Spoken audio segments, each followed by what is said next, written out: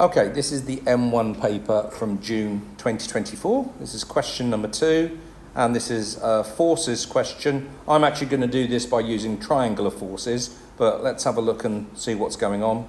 So we've got two forces, P and Q, acting on a particle. P has a magnitude of 10 newtons and acts due west.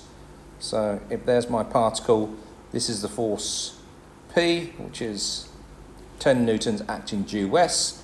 And Q has a magnitude of 8 newtons and acts on a bearing of 330 degrees. So you've just got to make sure you draw that accurately in terms of, that's 8 newtons there, that if I had a north line in here, this little angle is 30, so that this angle all the way around here is 330. If that all the way around there is 330, I'm just going to put on there, because I'm going to use that in my diagram later, that would be 60 degrees, and it says if F is P plus Q, so F is the resultant, remember this one's P and this one's Q, find the magnitude of F. So, as I say, what I'm going to do is to use triangular forces here and say, right, what I'm going to do is I'm just going to take this force and I'm going to stick it on the end of that force like that, so that in effect I'm going to do this one followed by that one. Let's do it on a separate diagram because I'll need it for actually the examiner. I'd want to draw a diagram out.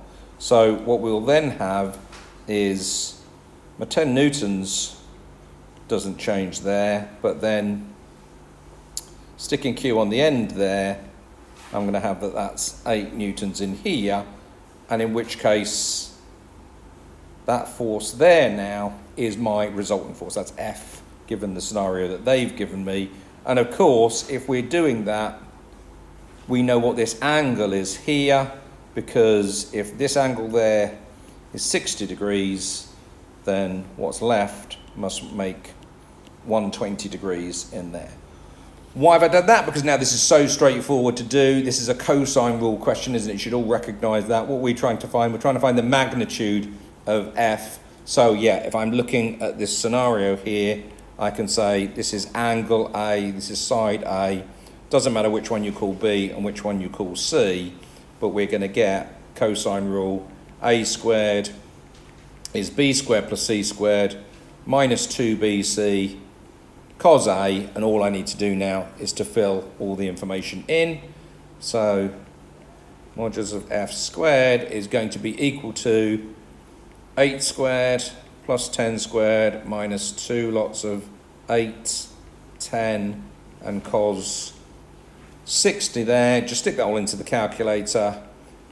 F squared is going to be whatever that all works out to be, which is 244, apparently. So the modulus of F is root 244, which works out to be 2 root 61. And then what do they ask for? No, they don't say anything, so I could leave it as 2 root 61, or I could round it to two significant figures maybe, is 16 newtons. So really powerful use of triangular forces. Make sure you do have that as part of the work that you can do to solve these questions. There are various different ways of attempting these things, but triangular forces is definitely the easiest way for that one. Okay, hopefully that all makes sense to you all.